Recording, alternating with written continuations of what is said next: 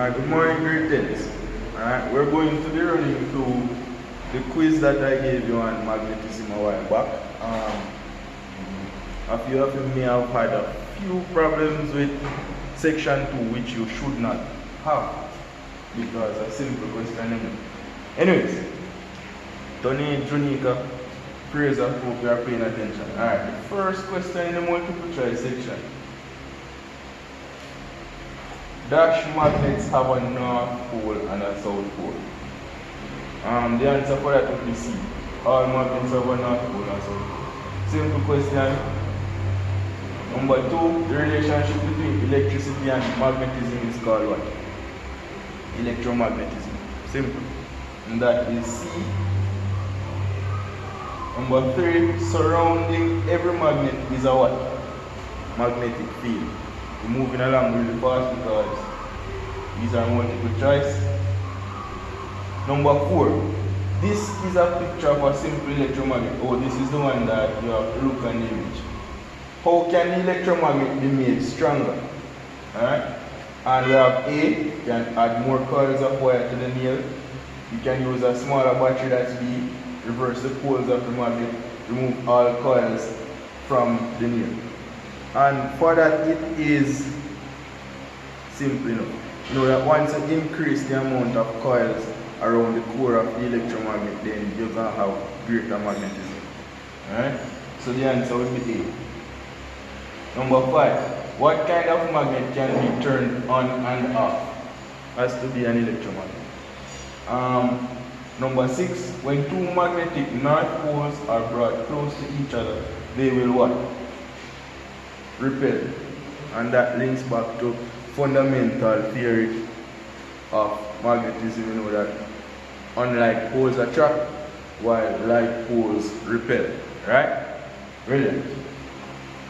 Alright, number 7. When two magnetic south poles are brought close to each other, alright, we just discussed that, they will repel each other. When a magnetic south pole is brought close to a magnetic north pole, the magnets will attract. When a magnet is able to move freely, its north pole will what? Once a magnet is allowed to move freely, the north pole will always point to true north. Alright? Good. Which of the following is not magnetic? Zinc, iron, cobalt, or nickel? Alright? Based on what you would have researched or would have went through, the answer for that is A, zinc. Zinc is not a ferromagnetic material. Alright? Even though in some instances zinc will react to magnetism, but it is not a ferromagnetic material in essence. Alright? Number 11. When magnetic field lines are drawn, how do they look? Now we can put an image on the board. Alright, need to change this marker. North, so. Alright? Magnetic field lines will form a closed loop going from north to south. Alright?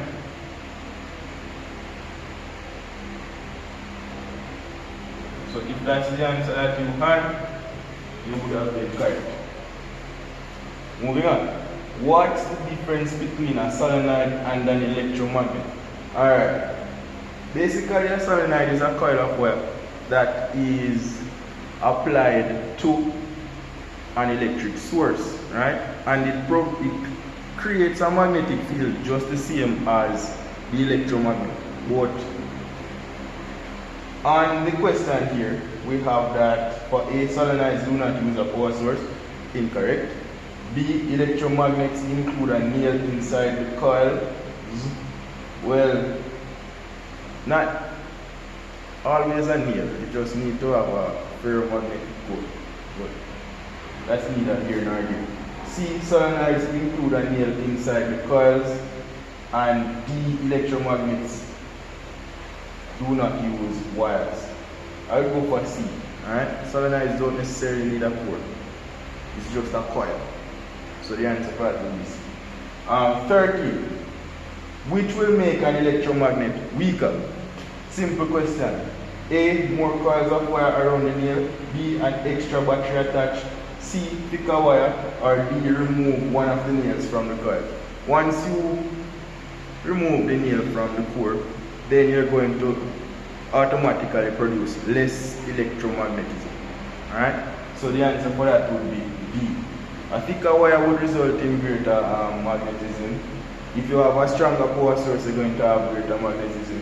Once you have more coils, you're going to have greater magnetism. Alright?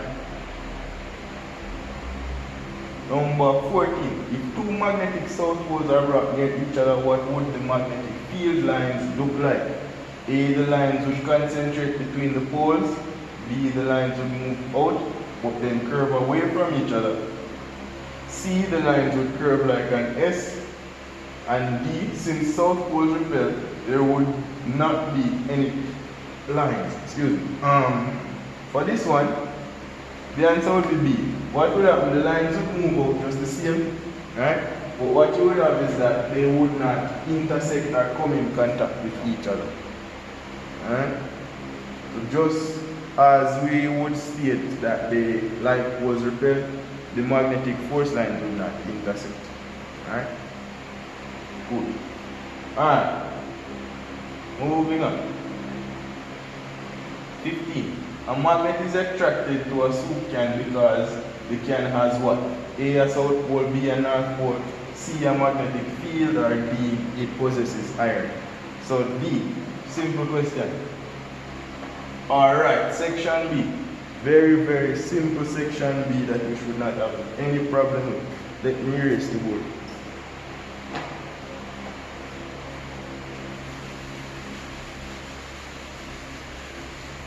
Alright guys, now the question at section B says a conductor of 0.25 meters long, so already we have our length, equals 0.25 meters, right, is situated in and at right angles to a magnetic field of density 0.5 Tesla. So we have field density 0.5. If the conductor carries a current of 40 amperes, calculate the force of the conductor. So we have current, which is what? 40 amperes. Now we know straight off the bat that the formula for calculating force is right over here. F equals E times L times, or B times I times L. Right? So all we'll be doing is multiplying these three figures right across the board. So our density is 0.5 times current, which is 40, times our length, which is 0.25. Right? When you calculate that, how much did you get for your value? Alright? So all you have to plug those figures into your calculator, see how much you get. I'm going to go ahead of you, because I already know that this should equal to 5, and you know that force is measured in newtons. You have a capital P right here. Simple. Right? I hope you're seeing what's happening. May I adjust the camera just a little bit for you. Alright? 5 newtons. No. Alright, now question number 2, in which I only took it one step further. But there are a few key principles that you must understand in order to get this right. Alright? So the question says a conductor of effective length 10 centimeters. So length of the conductor 10 centimeters is moved through a magnetic field of uniform flux density of 0.5 Tesla at a constant velocity of 2 microseconds. Alright? Now, in order for us to calculate the force acting upon our conductor, we must first find the EMF that is generated in the conductor. We must find the current flowing, and to find the current flowing, we also have the resistance, which is 0.025 ohms, in order for us to get our force acting upon the conductor. So let us start with what we have. Alright? So we have the length, and we said the length is 10 centimeters. Right off the bat, you realize that some conversion must take place because when we are working in these formulas, we use meters. So we have to convert the 10 centimeters to meters, which is 0.1. Right? We have our flux density, B, which is 0.5 Tesla, and our velocity, which is 2.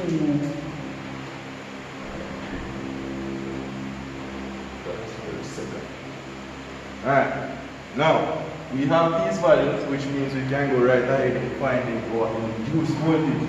And the formula for that is simply E times L times B. B is 0.5 multiplied by 0.1 is L times velocity, which is 2. Now if you plug that value into your calculator, how much do you?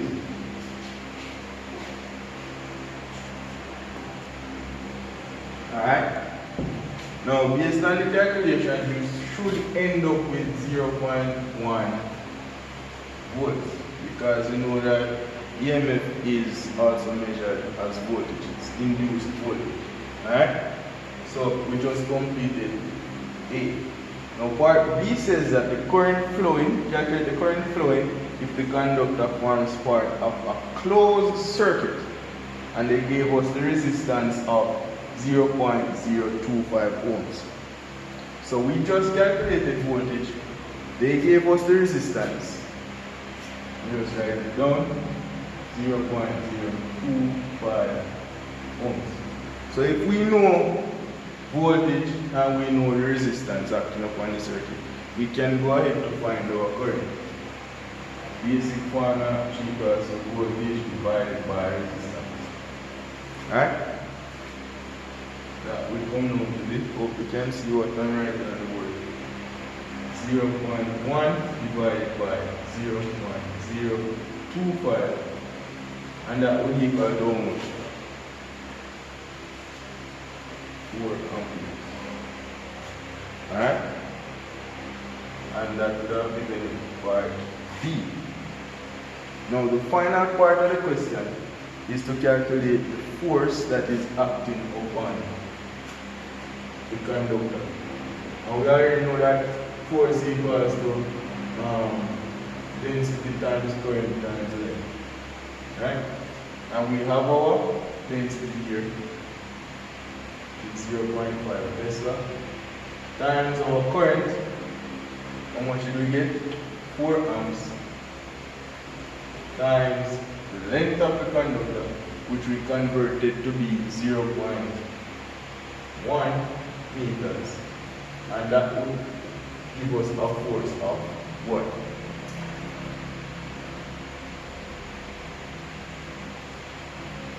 0.2 newtons, and that is basically it. I hope you understood each step of the procedure that we just took.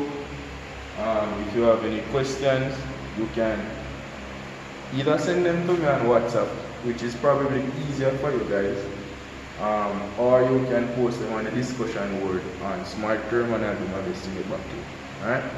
Have a good day, guys. We'll be starting a new topic shortly, and expect a quiz on inductance in the following class. Alright? And if you need a refresher on the topic inductance and inductors, you can go ahead and watch the lesson on YouTube that me and Mr. Myers did that has everything. Alright?